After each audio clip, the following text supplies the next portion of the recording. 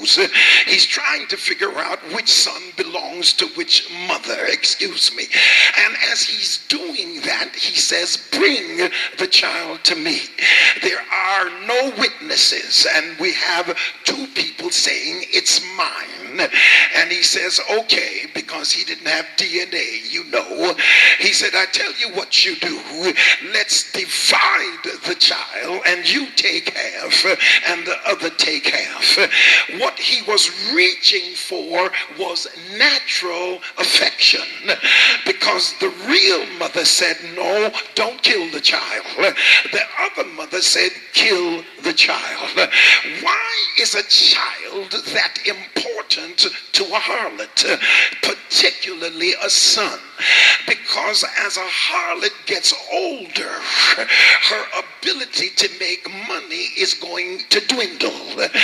Excuse me, but who is going to go to an old harlot when you can go to a young one?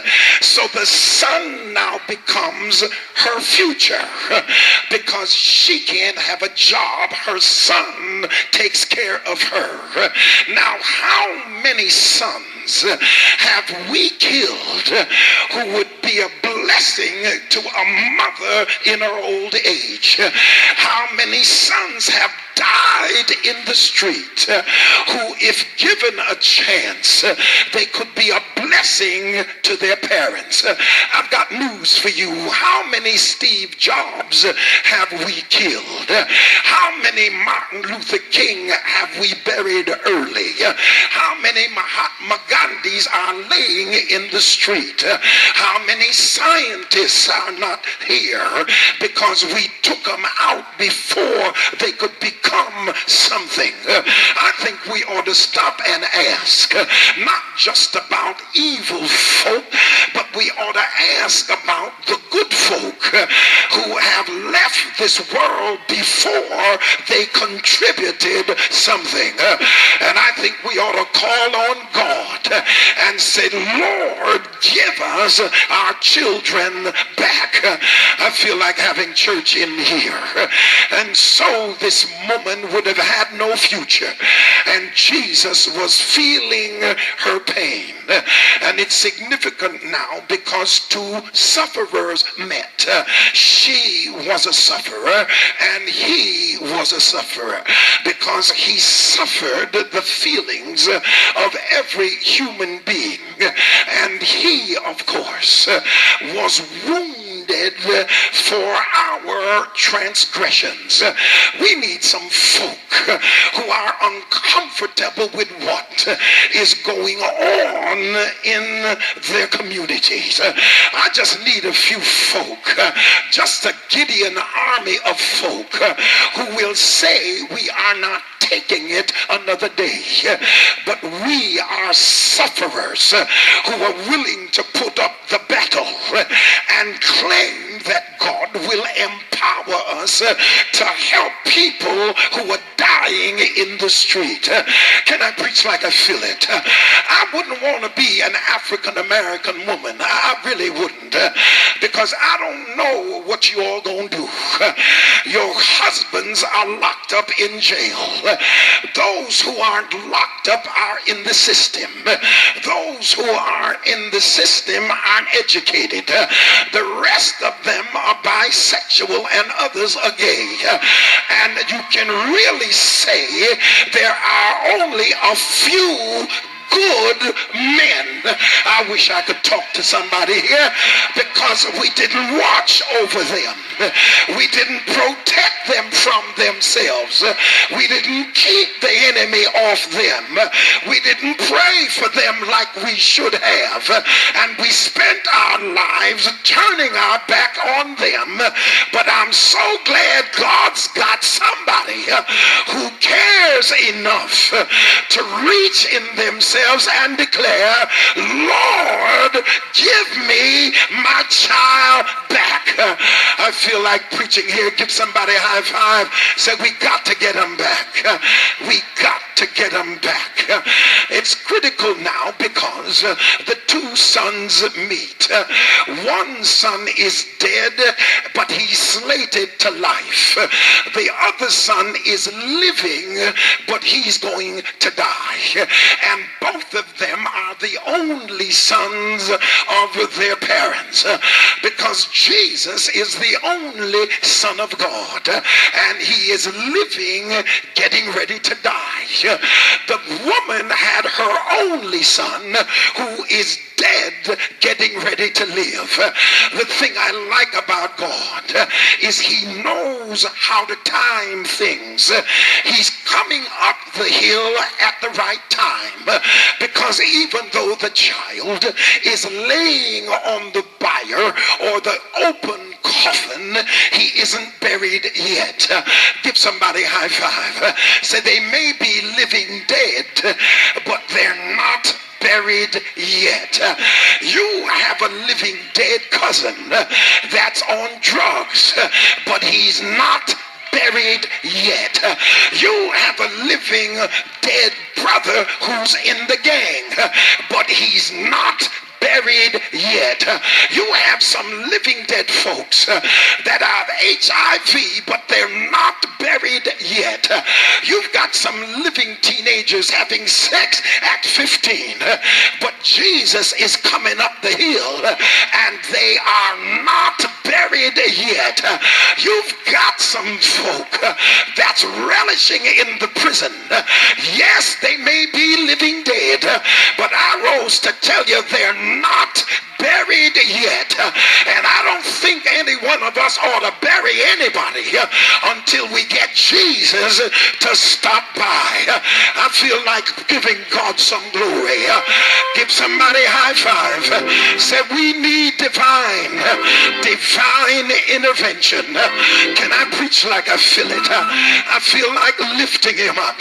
Let me tell you why we need divine intervention. We've got a total gang membership of over 1 million. We've got 750,000 gang members that are in the vicinity. We've gotten 24,000 gangs in America.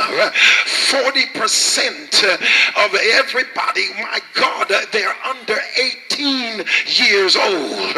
The percent of gang members who are female are 8%.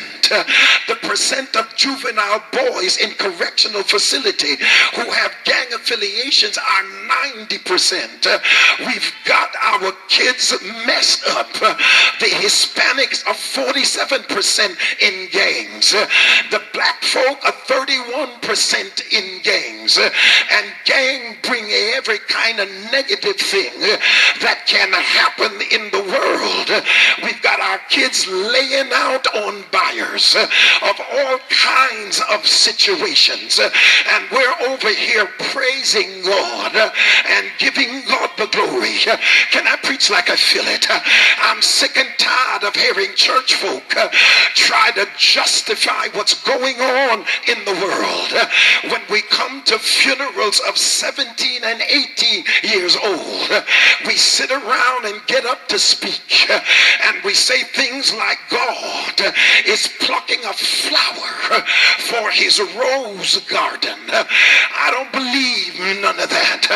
I can't see a God sitting in heaven looking at somebody in the prime of life, the life that he gave them, and he expects them to live a full life, and yet he's going to reach out and pluck them out in the prime of life. The devil is a liar.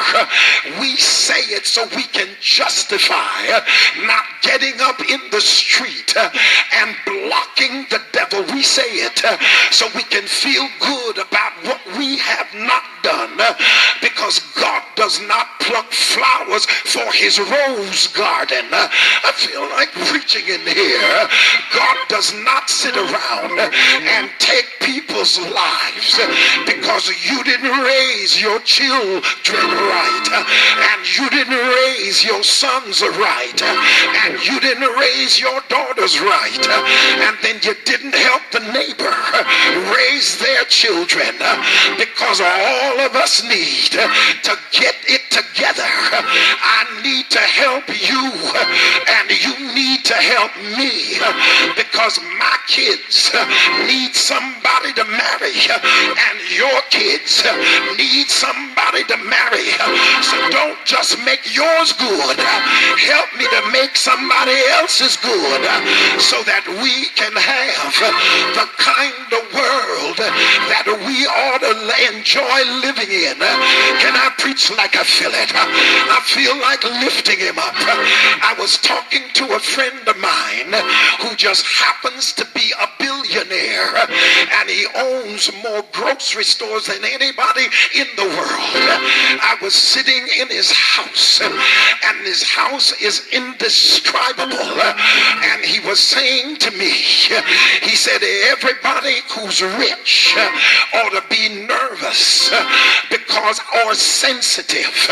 If you're not sensitive, then you ought to be nervous, because if you got all this and you're not sensitive, then you're not going to help somebody else. And if you don't help somebody else, then you ought to be nervous, because pretty soon they're coming to get everything you got.